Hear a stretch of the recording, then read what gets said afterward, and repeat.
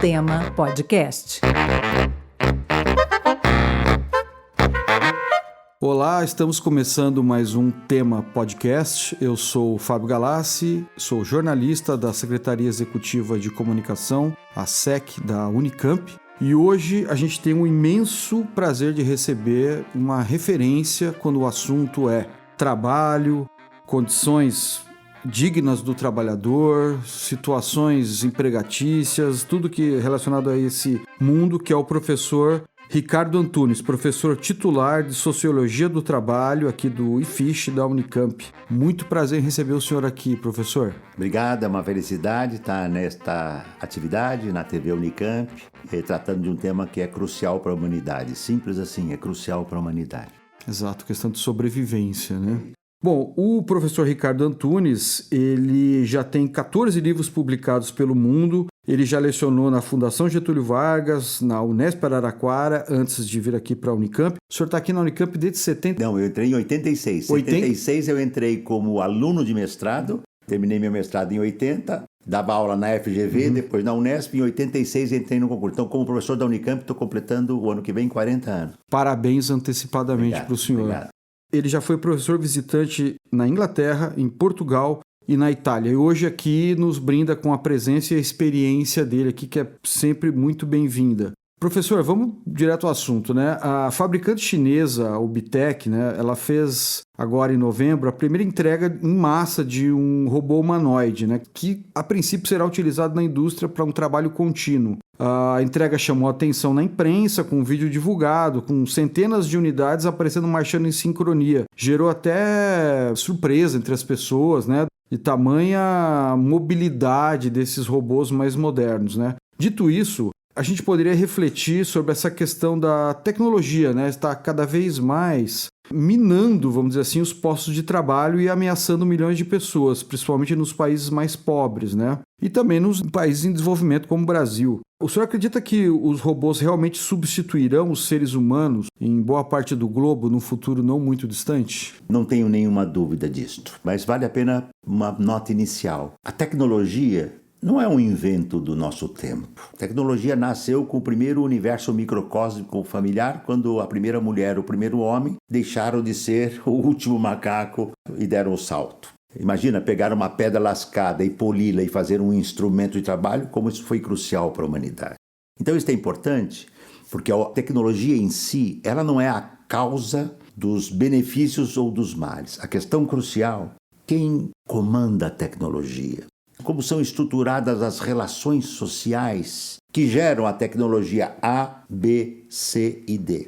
Então, neste sentido, eu, como sociólogo há muitas décadas e com experiência que me permitiu, eu acabo de vir de um congresso da Inglaterra, trabalho em várias universidades no exterior, não só nas europeias, mas também nas latino-americanas. Mas eu tive uma felicidade de receber recentemente de Rosário um título de doutor honoris causa, que para mim foi uma alegria muito grande. Tá Parabéns certo? De novo. Né? Então, essa experiência me permite entender um pouco o tamanho da confusão que nós estamos envolvidos, tá certo? E como é que eu posso resumir esta questão? A automação, a robótica, ela, digamos, tem o seu primeiro grande salto nos anos 70 e 80. Na época, inclusive, eu estudava na Fundação Getúlio Vargas, eu me lembro que um dos nossos professores de computação nos levou para uma sala, que era 2 vezes essa, só o computador levava provavelmente 4 ou 5 metros quadrados, um computador. Hoje um celular é um computador. Então, veja, só que essa primeira automação, robotização, atingiu a indústria. Então, nós começamos a ter robôs entrando, como no Brasil. Eu, em 1985, quando eu fui visitar a Ford, eu vi vários robôs trabalhando dentro da Ford. Então isso não é uma novidade. O problema é que a partir dos anos 90, nós demos o mundo do capital, o sistema que plasma essas relações sociais, ele deu um salto tecnológico muito ousado e acelerado. Ou seja, além da automação, robotização, microeletrônica, inteligência artificial, algoritmos, a digitalização do mundo. Tem um grande cientista social do século passado que, ao tratar, Fábio, de meados do século passado, ele diz, nós estamos vendo um mundo que se parece com um moinho satânico. Se ele tivesse vivo, Cal Polanyi, se ele tivesse vivo hoje, seria um moinho satânico digitalizado e translocado. Então a questão crucial... Por que o senhor acha que ele teve essa percepção? Pela questão da rapidez das mudanças ou simplesmente pela opressão das pessoas? Porque fundamentalmente esta é a questão crucial que o mundo empresarial não toca porque, por óbvio, para quem a tecnologia? Por exemplo, o Cal Polanyi pôde ver a primeira revolução industrial e a segunda. O maquinário que foi introduzido em Manchester, na Inglaterra, era para beneficiar a classe trabalhadora ou para enriquecer a nascente burguesia têxtil, que foi, digamos assim, crucial na expansão do capitalismo como um sistema global. A questão crucial, portanto, da tecnologia não é ela em si, é para quê e para quem. E aí nós chegamos no ponto atual. A criação ilimitada de robôs, da inteligência artificial, dos chamados humanoides, será para beneficiar a humanidade como um todo ou enriquecer grandes grupos econômicos? Nós estamos falando de Ubitec, nós estamos falando de DeepSeek, nós estamos falando de OpenAI, ou seja, é uma miríade, tem uma massa hoje de grandes corporações que querem chegar na casa dos trilhões de reais. Eu sei imaginar assim, 1 milhão. Bilhão já é um pouco abstrato para mim. Olha que eu tenho razoável capacidade de abstração. Mas bilhão já...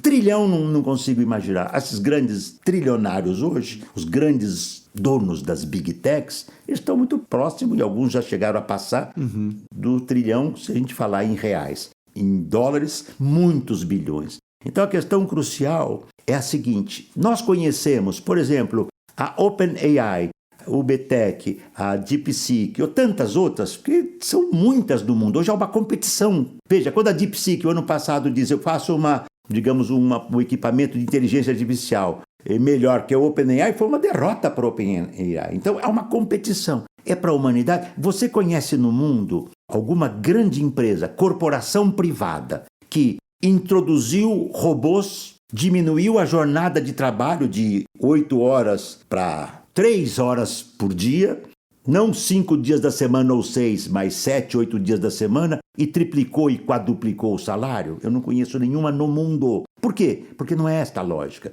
E eu tenho que ser muito claro, eu sou sociólogo do trabalho, eu não sou engenheiro, eu não tenho frenesi por tecnologia. Quando eu fui no Museu de Manchester, Quarry Bank Mill, que é uma visita maravilhosa, foi a primeira vez que eu fui a Manchester, na Inglaterra, fui visitar o Museu da Revolução Industrial. Todas as máquinas estavam lá. Eu não tive nenhum frenesi, as máquinas eram muito parecidas. O que me chocou profundamente, eu não fiquei em excitação pelas máquinas, nenhuma. O que me deixou não excitado, mas profundamente, e nunca mais esqueci, são caixões de 1,40 m, 50, 60, com 70 de largura, onde dormiam as crianças no frio de Manchester, porque as crianças trabalhavam. A jornada de trabalho era permitida para mais de 14 anos, mas o capital sempre burla. A jornada tinha 14, 15, 16, 17, 18 horas, ou seja, é ilimitado. E as crianças dormiam em caixões, que não dá nem para ser caixão de enterro. Então, a questão é para que essa tecnologia?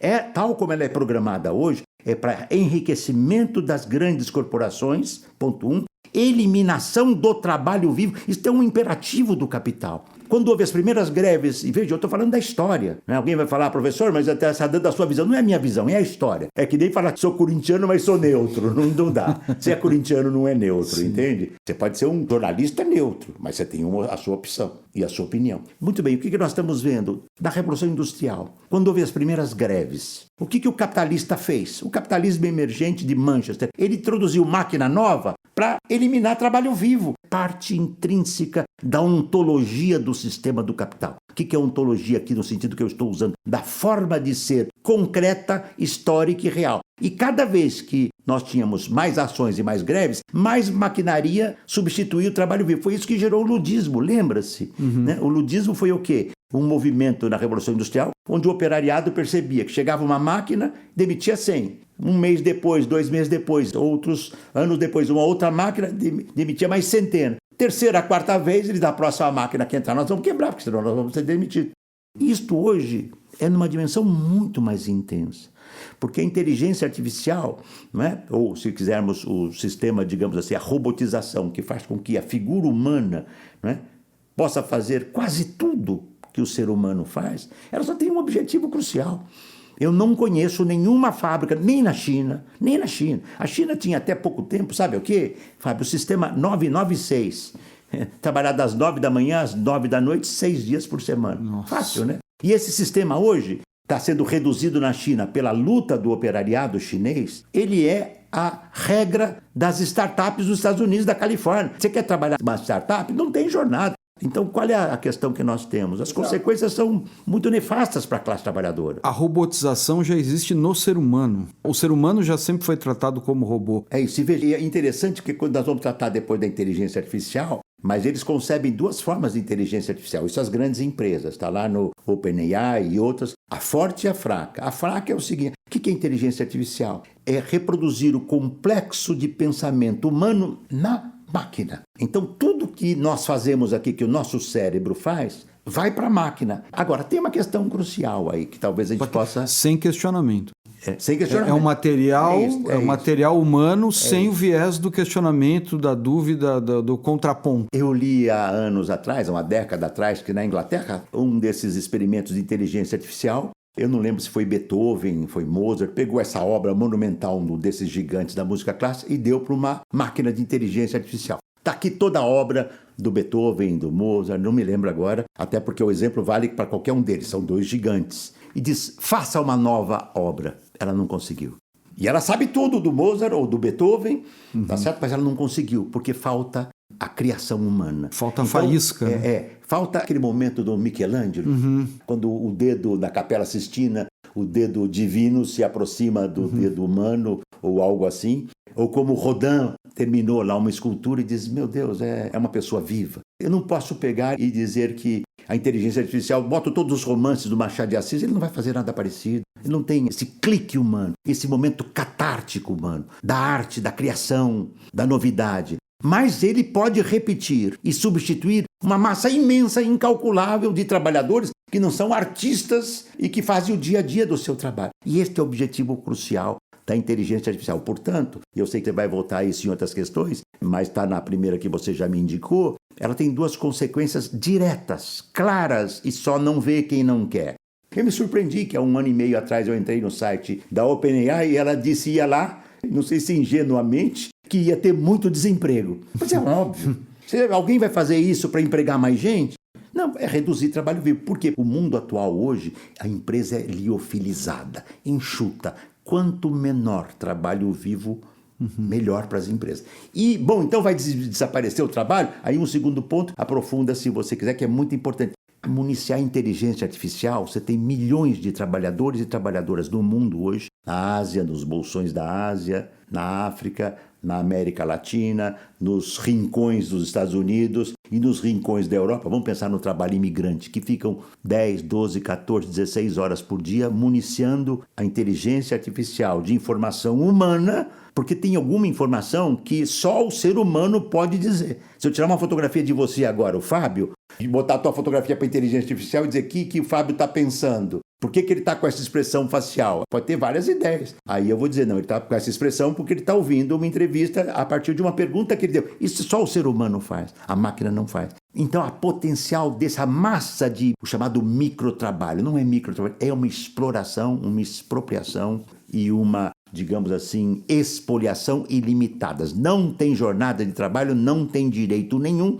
Tá certo? Quer trabalhar? Trabalha, não quer, não trabalha. Como nós temos uma massa imensa de trabalhadores e trabalhadoras hoje na informalidade, eu aceitaria qualquer trabalho se eu estivesse passando fome e necessidade. E a única coisa que eu não vou perguntar é que direito eu tenho. Eu preciso primeiro comer. E aí nisso a gente entra nessa questão. O senhor acha que o capitalismo realizou o seu sonho dourado? A precarização total do trabalho, a dependência do ser humano a um sistema que ou você participa ou simplesmente exclui totalmente. Eu fico pensando no futuro próximo, né? As novas gerações. A gente já tem uma geração que está preguiçosa para pensar, tudo é chat GPT, trabalhos sendo feitos com inteligência artificial.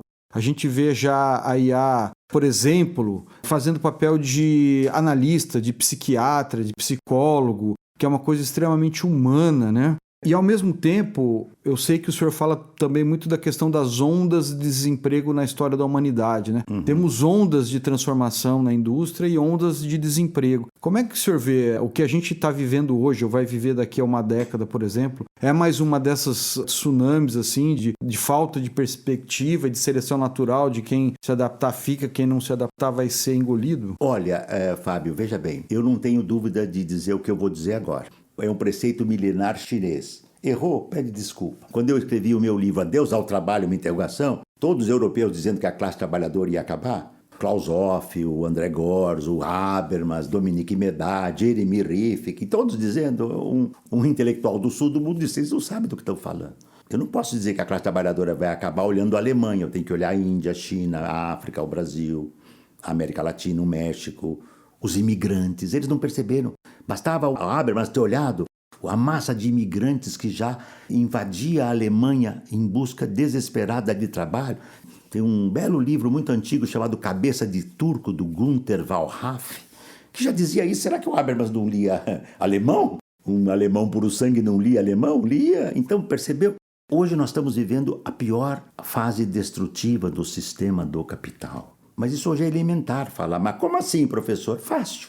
Tem previsão hoje para ventos de 100 quilômetros aqui na região nossa aqui. Ontem já uma família morreu em Florianópolis pelas chuvas. O sul, sudeste, norte. A destruição ambiental chegou num ponto que está muito difícil você retroceder.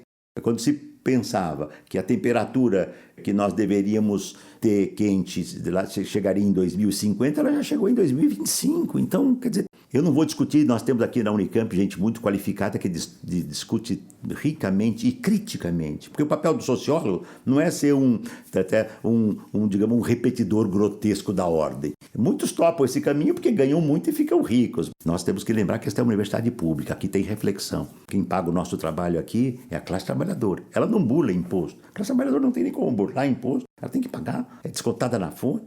Por isso a universidade pública é importante. É para a humanidade que nós temos que pensar. Nós estamos vivendo uma crise estrutural muito profunda. A destruição da natureza é, digamos assim, devastadora. Para dar um exemplo também que tem a ver com a China, produtora maior de automóveis elétricos do mundo hoje. A China, 30 anos atrás, não tinha automóvel, tinha bicicleta. Eu não vejo isso positivamente, não. Estou mostrando aqui o contrário. Só que para você produzir automóveis elétricos, você precisa das terras raras. Lítio, nióbio. Então, nós vamos fazer o quê? Para botar automóveis para o mundo inteiro, privados, não transportes coletivos para o mundo inteiro, transporte privado elétrico, nós vamos devastar as terras raras de países como o Brasil e tantos outros que conseguiram, digamos, preservar um pouco das suas terras, porque as suas matas já foram destruídas. No que diz respeito ao trabalho, não há nenhuma ilusão. Nós temos 8 bilhões, que é a população humana hoje. Não existe nenhuma possibilidade de você avançar tecnologicamente de modo profundo e, ao mesmo tempo, ampliar a força de trabalho. Então, nós temos que pensar em alternativas urgentes. A redução da jornada de trabalho é vital. E isto o capital não quer. Ele não queria na Inglaterra do século XVIII e XIX, ele não quer hoje. Mas ele vai ter que aceitar. Sabe por quê? Porque o único jeito de você incorporar aqueles e aquelas que hoje estão fora do mercado de trabalho é reduzindo a jornada. Por isso, a luta do VAT, Vida Além do Trabalho, e contra a jornada 6x1 é crucial. É uma medida imediata, capaz de minimizar a devastação decorrente da robotização, a automatização, da inteligência artificial, do mundo algorítmico e digital. Mas é mais do que isso. A luta contra a jornada 6x1, eu começo diminuindo meu tempo de trabalho para que outros e outras trabalhem. Mas quando eu chegar no 5º ou 6º ponto, eu escrevi um artigo para a Unicamp, que eu resumi isso. Foi o meu primeiro artigo aqui nessa fase nova do Jornal da Unicamp. Eu levanto 6 pontos a favor da redução da jornada de trabalho e contra a jornada 6. O 6º ponto eu tenho que perguntar, eu quero produzir o quê e para quem? Eu quero produzir o quê e para quem? Porque senão nós vamos ter uma massa de máquinas, desempregados se ampliando, e para onde vai essa massa desesperada que não tem trabalho? Para o trabalho em plataforma, que não tem nenhum direito. É a escravidão digital, como eu chamei no meu livro O Privilégio da Servidão. E o senhor citou agora um ponto assim, que encaixou perfeitamente na minha próxima pergunta aqui, que além da questão da perda de vagas, a gente também tem que discutir a questão dos direitos adquiridos do trabalhador. Foram décadas de luta para que os trabalhadores tivessem direitos. E hoje a gente está vendo uma precarização total travestida de empreendedorismo, né? O trabalhador simplesmente corre risco de vida, literal. Por exemplo, os motoboys na rua, né? Os entregadores de delivery, arriscando a vida diariamente em troca de uma ideia de que sou meu próprio patrão, sou empreendedor. Tem isso, né? Quer dizer, além da perda de vagas de trabalho, nós também temos um risco enorme que já está acontecendo, que é o retrocesso nos direitos adquiridos, que o senhor comentou. Claro, isto é crucial. Tá? Quando na Revolução Industrial, por que eu cito a Revolução Industrial? Foi o nascimento do capitalismo. Você tinha jornadas de 8, 10, 12, 14, 16, 18 horas. Você não tinha regulamento nenhum, você não tinha lei nenhuma, você não tinha regulamentação nenhuma. Foi a luta, não só por décadas, mas por séculos da classe trabalhadora. A gente tinha crianças em caixões dormindo. Crianças em caixões dormindo e trabalhando 12, 13 horas. As mulheres davam à luz, muitas vezes, na fábrica. Porque você não tinha, você só tinha direito a não trabalhar quando você soubesse que dia que a criança vai nascer. Quem é mãe sabe que tem previsão, mas não tem certeza. O meu primeiro filho, nós fomos assistir a um menino professor hoje de universidade, para minha felicidade. Nós fomos assistir Terra em Transe, do Glauber Rocha, e quando chegamos em casa, a bolsa da mãe do meu primeiro filho rompeu e nós fomos para a maternidade. Era imprevisível, não teríamos ido assistir nem mesmo Terra em Transe. Tá? E não foi nem um filme, foi mesmo natural, foi um parto tranquilo, era um momento imprevisível. Sabíamos que estávamos no período. Então, veja, nós temos uma situação hoje que é um aparente paradoxo. Mas ele é a fotografia da destrutividade do século XXI. Destrutividade da natureza, do trabalho, dos gêneros. Então você tem xenofobia, você tem feminicídios, tudo isso que nós estamos vendo. Né? Porque nós estamos vivendo uma crise estrutural. Não é mais uma crise conjuntural. O sistema do capital só pode se reproduzir destruindo natureza, humanidade, trabalho e devastando os direitos. Então, o que não acontece? Nós temos uma massa imensa de trabalhadores e trabalhadoras desempregados. As plataformas vieram e disseram, olha, nós temos uma tecnologia.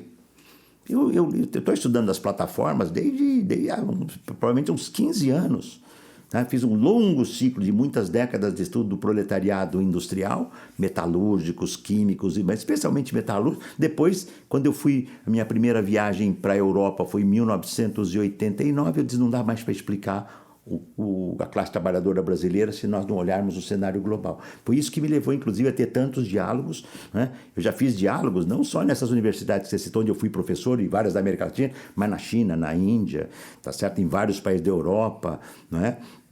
Para mim, conhecer a China e a Índia foi crucial. Como é que eu vou falar da classe trabalhadora? Tudo bem, eu conheço o Brasil, não é pouco, eu conheço o México, né? Mas eu tenho que conhecer a África, a China, a Índia. Né? E qual é o aparente paradoxo? Olha que loucura de mundo que nós estamos vivendo. As tecnologias hoje chegaram a um nível que nunca chegaram perto antes. Inteligência artificial pode fazer quase tudo que a humanidade faz. Eu poderia trabalhar 2 horas por dia, 3 dias por semana. Só que eu não teria que ter competição capitalista para ver quem vai se enriquecer. E como que move esta tecnologia? É a lógica, tem uma palavra, o capitalismo é um pouquinho grotesco, sabe? Sinergia, resiliência. A resiliência é trabalhar até ter burnout, adoecimento, depressão, suicídio, é grotesco. Resiliência, não tem um CEO hoje, é um pouquinho grotesco, vamos dizer assim, porque o mundo da sinergia, da resiliência, até trouxe uma citação aqui que pergunta, mas qual é o seu objetivo, a empresa? É ter os indignados. Quem são os indignados? Aqueles que trabalham sem parar até morrer, só que eles não dizem isso. Sem então, contar... alta tecnologia e, ao mesmo tempo, nós estamos no século XXI reproduzindo formas de exploração, expropriação e expoliação do trabalho do século XVIII e XIX. Exploração ilimitada. Quando você tem trabalhadores hoje que estão lutando para ganhar, para aumentar a hora de trabalho, tá certo? Que é brutal. Eles pagam, veja a diferença, numa fábrica do passado, Fábio, a fábrica entrava com o instrumental de trabalho, o trabalhador entrava com a força de trabalho, a trabalhadora também. Tem que pensar na divisão sexual, sociossexual do trabalho, que é crucial, racial, étnica, tudo isso está presente, né? Muito bem. Só que a tecnologia hoje, ela incorpora essa classe trabalhadora com uma condição. Eu não reconheço a sua condição de trabalhador, porque se eu recuso, se essas plataformas dizem, nós recusamos, você não é trabalhador, você é empreendedor, é o pulo do gato, é o golpe Frankenstein, que é a coisa magistral da Mary Shelley. Eu dei o pulo do gato.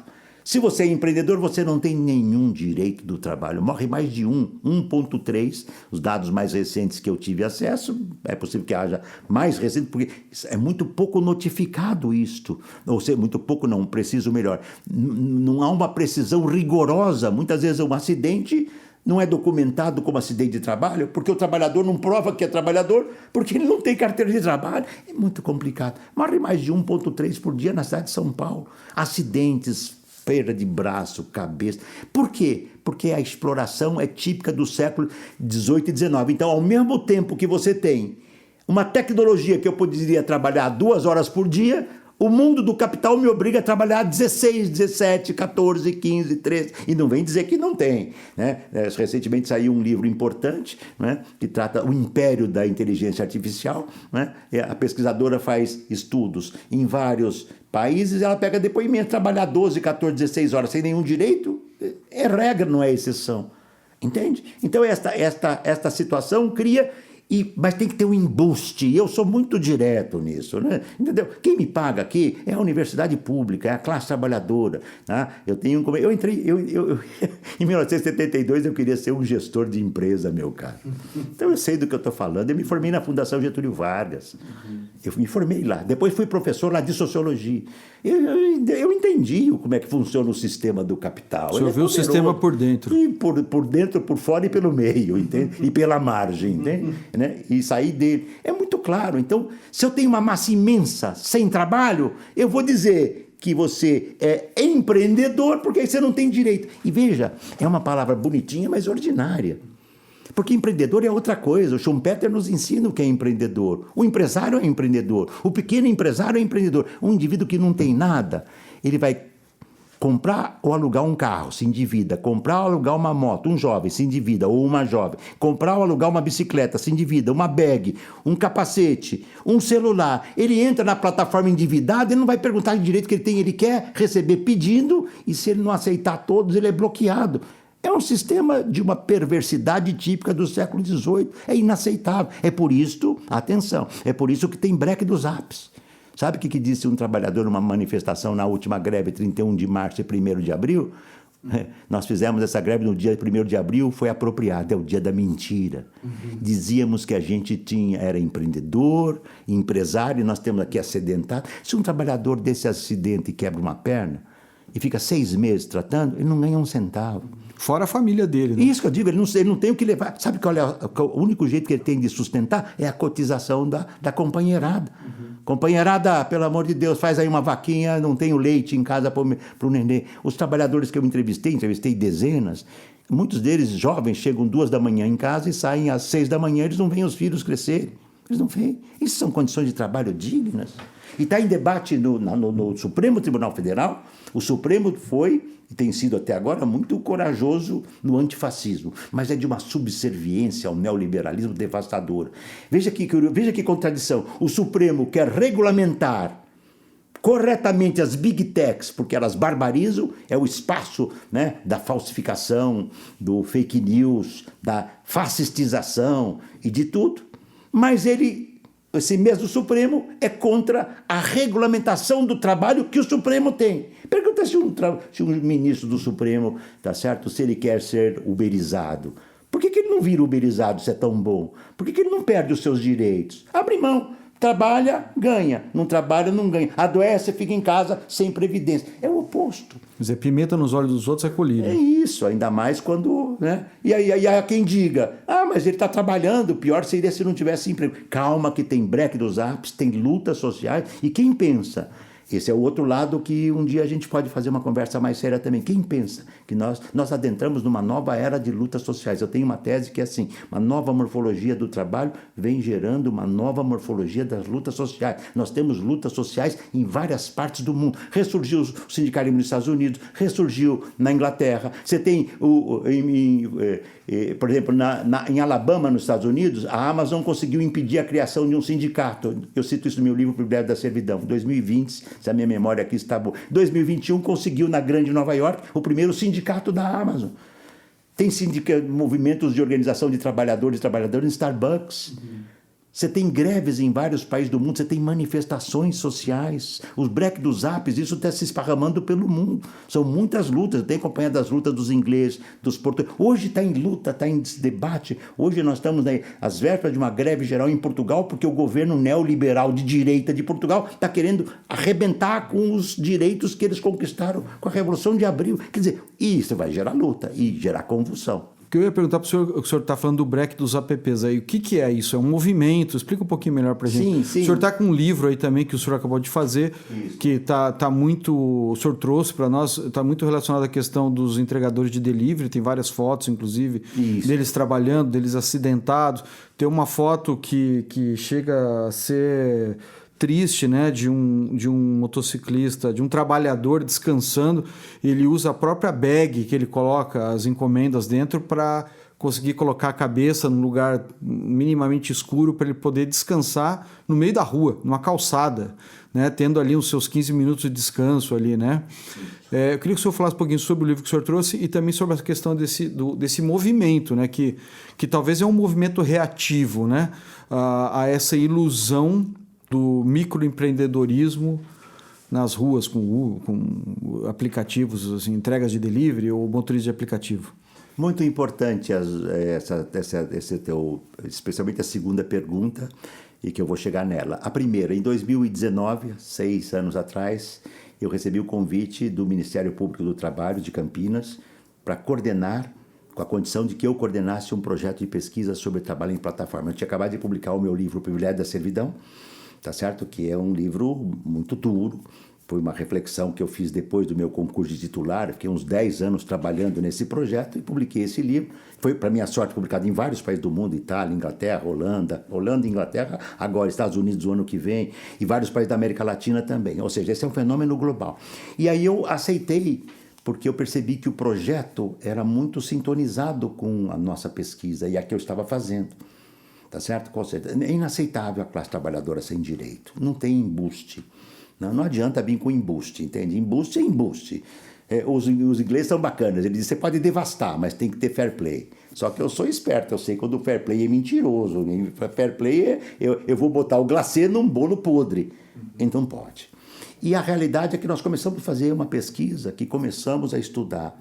Eu já vim estudando individualmente, alguns dos meus orientandos, eu tenho orientandos, eu devo ter entre mestrado e doutorado, eu não sei, eu não sou bom de número, mas uns 80, 90 orientandos, é muita gente, são muitas décadas. Eu sou professor, eu gosto de estudar, eu gosto de orientar, eu tenho grupos de pesquisa, eu gosto de pesquisar, eu já podia estar aposentado desde 2010.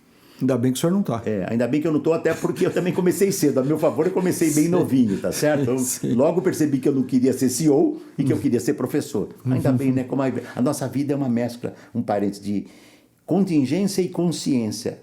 A minha consciência me empurrava para ser administrador de empresas, mas a vida real diz, não, você não tem nada a ver com isso, teu negócio é outro. Né? E eu percebi isso logo. Muito bem. Esse projeto, então, resultou vários livros. Nós publicamos o primeiro, Uberização, Trabalho Digital, Indústria 4.0, são mais de 10 mil livros vendidos, sempre com apoio do Ministério Público do Trabalho. O segundo livro foi esse aqui, Icebergs à Deriva, o trabalho nas plataformas digitais. Tá? O terceiro livro é uma coisa absolutamente... não existe esse livro no mundo. Tá certo? Nós conseguimos, por iniciativa de um dos pesquisadores, especialmente o Murilo Vanderlan e a Mariana Roncato, que são do meu grupo de pesquisa, que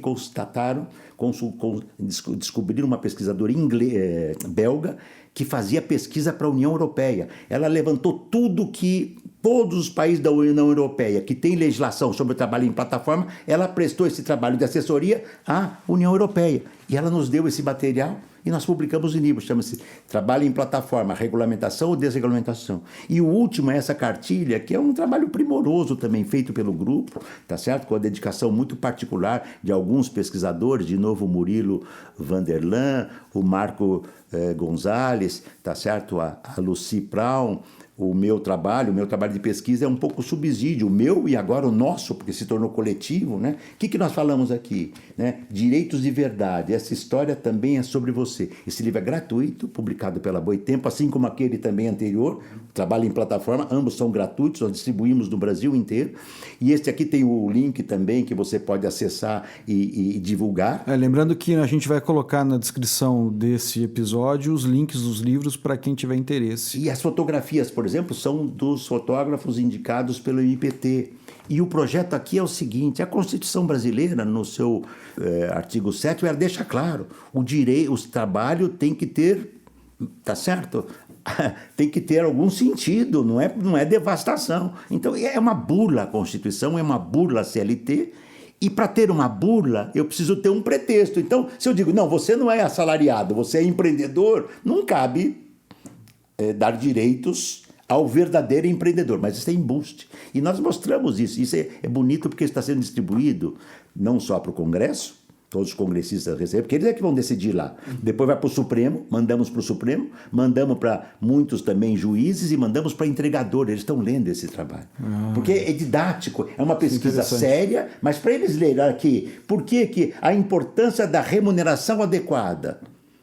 Entendeu? Por que a remuneração adequada é um dos mais importantes direitos de verdade? Você tem que ter remuneração. Não é aquilo que o patrão... Porque os trabalhadores não sabem, aí trabalhadoras e plataformas, eles não sabem quanto vão receber. Quando chega o pagamento, aí é que eles vão saber. Você pergunta quanto descansou, não sei, que eles falam uma coisa, a empresa... Você não consegue conectar-se com as empresas. É um algoritmo. É um algoritmo que toca isso, é o mundo digital. É diferente do nosso tempo, que você vai sair daqui, eu quero conversar com o teu diretor. Ele está aqui do lado. Sim, eles não têm o diretor. Sim. É muito complicado. E em cima desta bruma e deste obliterar das coisas, vale tudo. Então, o nosso livro está certo, é para mostrar.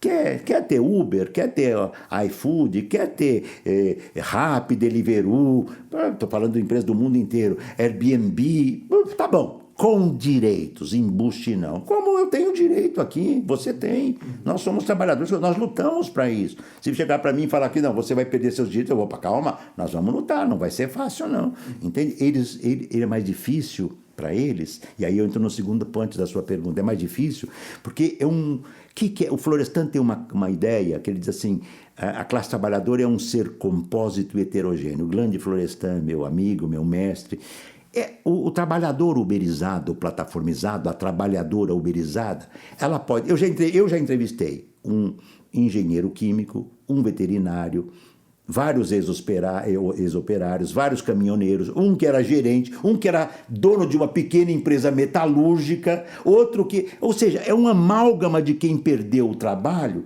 Eu já entrevistei em Portugal, eu peguei para ir para o aeroporto e peguei meu caderno e comecei a anotar. Ele tinha sido um grande gerente de uma grande loja de venda de carros, tinha um carro bonito, só que ele diz, eu estou aposentado, 3 vezes por semana eu saio 1, 2 horas. Esta é a gig economy, é a economia dos bicos. Agora, você vai entender, meu motoqueiro aqui trabalha 12 horas por dia, 13, se você considerar a hora que ele fica esperando, porque quando ele está esperando aqui na calçada, sim, se ele estiver na casa dele, ele sim, não chega. Sim. Então, os direitos são vitais, e isso fez com que esses trabalhadores entrassem 5 anos atrás na ideia do empreendedor, e se acidentaram, perderam, morreram, passam fome, não sabem quanto ganham, não tem jornada, não tem sábado, não tem fim de semana, e aí o que aconteceu? Temos que parar. É uma categoria diferente. É o breque, não é a greve, é o breque. É breque por quê? Porque a gente breca. E dos apps, por quê? São aplicativos. Por quê? Porque a classe trabalhadora, ela não nasce sabendo. A história da classe trabalhadora, a história é um processo. A empresa cria o cenário dourado. Só que o cenário dourado se parece com o inferno. E isto não é só brasileiro. O brasileiro é um dos mais importantes, mas pelo menos desde 2014 há breques na Inglaterra, como há em outros países da Europa, como há na China, como há na Índia. Porque esta massa, vou dar um exemplo pessoal, se eu tivesse uns 20 anos menos e não tivesse trabalho na pandemia, o que eu ia fazer? E tinha conta para pagar. Eu ia pegar meu carro e ia me conectar. Era isso que eu ia fazer. Porque eu tenho que pagar as contas. Mas aceitar ludibriar, embuste, não. E isto é a organização. Esta é a coisa genial, Fábio. Eu estou na minha individual, mas eu sento aqui. Se você sair daqui e pegar a Avenida 2, lá você vai pegar o pessoal esperando ali chamado. Eles estão conversando entre eles. Como é que eles organizaram o primeiro break dos apps, 1º de julho de 2020, na pandemia? Por que eles organizaram? Com o WhatsApp. E eu vou te dar 2 exemplos. Esses trabalhadores, houve uma vez em consultas médicas aqui, feitas com apoio também de um projeto do MPT, e quando se tirava o sangue dos entregadores durante a pandemia, não saía sangue. Por que não saía sangue dos entregadores? Porque eles não podem beber água. Olha só. E por que eles não podem beber água? Porque eles não têm onde urinar. E, portanto, não tem tempo para parar. Aliás, esse é um dos temas que começa o magistral filme do Ken Loach, que gerou até o artigo que eu acabo de mandar aqui para o Jornal da Unicamp. Vi o Ken Loach ganhar um prêmio na Inglaterra 2 semanas atrás, tá certo? Quando a primeira cena, o CEO entrega para ele, tudo acertado, leva essa garrafa vazia, e ele não entendeu, o trabalhador, para que uma garrafa vazia no meu carro? Meu carro novo, comprei o carro, financei. Era para urinar. Sim. Eles não têm onde almoçar, eles não têm banheiro. Tá certo? E no caso da coisa do sangue, né, eles têm uma debilidade. Que alimentação? Quantos depoimentos? Tem uma fotografia aqui nesse nosso livro espetacular. Ele entrega a comida, né, com aroma, e quando ele abre a marmita dele, é fria e triste, entende? É ali aquela junção que deu para fazer do arroz com macarrão, entendeu? Sim. O que para o italiano é uma aberração, deu até rima, né? Arroz com macarrão para o italiano é uma aberração, porque o italiano é o nosso mestre na culinária das massas. Aqui a gente come o que tem. É uma tragédia, é uma brutalidade. E dizer que isto é empreendedor, dizer que isto é empresário, que eles são autônomos, é mentira. Tem um ponto só que é verdadeiro. Por que eu me conecto? Esse é um ato volitivo. Eu me conecto porque eu não tenho trabalho. E, pois, eu começo a hora que eu quero. É verdade. Mas eu não termino a hora que eu quero. Se eu não aceitar 3 ou 4 chamadas, eu sou bloqueado. Se eu recusar chamadas, mais eu sou bloqueado definitivamente. Se eu comprei um carro, paguei 150 mil financiado e sou bloqueado, o que eu faço com o carro que eu estou pagando? Percebe? É brutal. Sem contar a violência, né, que muitos sofrem, né? Muitos motoboys apanham. Tem a questão da morte no trânsito. O tratamento grotesco das classes médias que pensam que ele é seu escravo. Exato. Traz aqui na minha porta do meu apartamento. Exato. Eu te pago para ter coisa nenhuma. Ele não está pagando o motoboy. Quem está pagando o motoboy são as empresas, que estão, inclusive, tirando o seu dinheiro, a sua parte, e remunerando precariamente. A obrigação dele não é levar no apartamento, é entregar. Porque se ele vai entregar no apartamento e rouba a moto dele, quem paga a moto para ele? Pois é. Tá tudo errado. E por isso falei aquela hora, há um aparente paradoxo. Quando nós poderíamos ter melhores condições de vida, nós estamos vivendo um momento das trevas do capitalismo. E isto, de novo, eu lembro aqui do Frankenstein, da Mary Shelley. É maravilhoso, né? A sociedade burguesa não tem limite, ela quer mais. Ela imagina até criar um indivíduo num laboratório igual aos que nascem normalmente. Só que ela esqueceu, lembra dessa coisa? Ela esqueceu. A criatura tinha uma alma bondosa, mas um corpo horroroso. E ele diz agora, você não pensou, que braço é esse que eu tenho aqui? De quem é essa? De quem é a minha alma? Você não pensou que eu sou um sujeito? Eu quero alguém que me ame, porque eu gosto de todo mundo e todo mundo me maltrata. Isso é genial, porque o capitalismo é ilimitado. Mas tem limite porque a classe trabalhadora sabe impor limites e tem imposto. E tem feito isso não só no Brasil, como em várias partes do mundo. E nisso a gente fecha o nosso ciclo da conversa aqui, super interessante, falando da alma, né? A gente começou falando dos humanoides. Os humanoides podem fazer tudo que um trabalhador faz, que um ser humano faz, mas jamais terá alma, jamais terá questionamento, jamais terá a mobilização que hoje os integrantes do BREC, dos APPs, têm. E a gente fala alma no sentido daquela capacidade do intelecto humano. A faísca. A sua sensibilidade, a sua reflexão, a sua ação, o seu pensar, de criar algo que a máquina ela não tem isso. Então ela pode substituir e devastar, ela vai substituir, eliminar. E com um dado que eu não mencionei, mas vai eliminar muito mais trabalho vivo no sul do mundo, que já é muito mais precarizado. Essa massa que vai se mais ainda expulsa da produção da indústria 4.0, vai para o trabalho que não tem nenhum direito, que é predação pura. Não é possível, não é possível. E por isso é preciso que haja denúncia, pesquisas sérias mostrando. Eu jamais faria uma pesquisa por se uma dessas empresas me ofereça $1 bilhão para você fazer uma pesquisa, eu mandaria para o horroroso lugar, entende? Pesquisa pública tem que ter dignidade, tem que ter critério, tem que ter valor, tem que ter sentido, tem que ter objetivo, tem que ter rigor. E nós precisamos de muitas pesquisas. É o que nós, e muitos grupos têm estudado, aqui na Unicamp mesmo, além do meu, há vários outros, o grupo do CESIT, que se dedica ao tema do trabalho há tantos anos, no Brasil e em muitas partes do mundo também. porque isso ajuda os entregadores. Eu recebi muitos e-mails deles recebendo isso com uma felicidade. Que legal. Entendeu? Puxa, professor, que maravilha, porque para muitos deles, sabe, eu sou empreendedor. Ele não sabe direito porque ele está lá, ele trabalha 12, 14 horas por dia entregando. Tem uma foto aqui que ele está com o guidão da moto e tem 2 celulares. Um que ele recebe o chamado e outro que ele está olhando o caminho. É meio passo para um acidente e um meio passo para perder a vida. Por isso que é cada vez mais importante termos pessoas como o senhor, por isso que nos honra a sua presença aqui, por isso que nunca é demais agradecer ao senhor pelo seu trabalho, pela sua trajetória e o orgulho que a gente tem de ter o senhor aqui na Unicamp. Por favor, nunca pense em aposentadoria. Por favor, continue firme, porque o senhor está abrindo mentes, olhos, caminhos. Eu acho que pessoas assim tem que ter o maior incentivo, o maior espaço. O senhor... Bom, aqui o podcast é a sua casa. Quando o senhor quiser voltar, fica à vontade. Um papo super interessante, experiência múltipla. E para nós é muito interessante isso. E é a alma do podcast também. Ele existe para ele derrubar muros, né? Porque a universidade tem que falar com as pessoas, com a sociedade. Não tem que olhar para si mesma, né? Tem que olhar para fora. E esse tipo de debate que a gente teve aqui, de conversa, na verdade, que a gente teve aqui, serve exatamente para isso. Estamos falando para fora, estamos falando para as pessoas. Aquela ferramenta acadêmica em prol do ser humano e da justiça e da igualdade de condições. Muito obrigado pela sua presença, professor. Obrigado, Fábio, pelo programa, foi ótimo. As questões são cruciais, o nosso trabalho docente é também coletivo, grupo de pesquisa que eu sempre incentivei, eu criei aqui em 86, quando eu cheguei como professor doutor aqui, e isso nos dá vitalidade. Outro dia perguntaram, e com isso eu termino, mas professor, por que você não para de dar aula? Eu respondi que eu não quero morrer, eu quero viver. A aula é uma forma de você se relacionar com o mundo, ensinar e aprender. A gente ensina, mas também aprende nas pesquisas e tal. E eu tenho certeza que nós estamos ajudando a classe trabalhadora num momento crucial da sua luta.